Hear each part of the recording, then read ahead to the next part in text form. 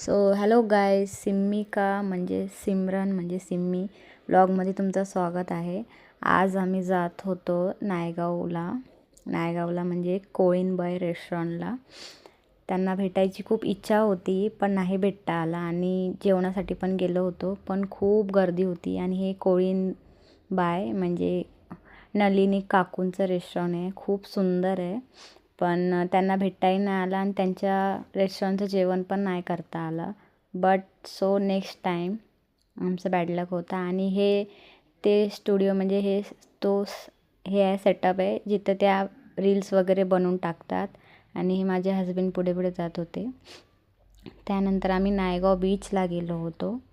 हे असं तिकडचा नजारा होता, खूप सुंदर होतं, मजा आली. म्हणजे व्हिडिओ वगैरे फोटो वगैरे काढले. त्यानंतर आम्ही सेकंड बीचला गेलो.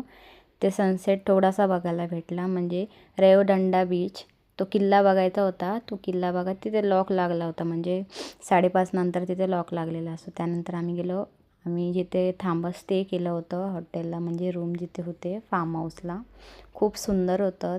आणि मेन म्हणजे तिथे श्री स्वामी समर्थांचा फोटो होता. आणि जिथेही जाते तिथे मला स्वामींचे दर्शन होतात.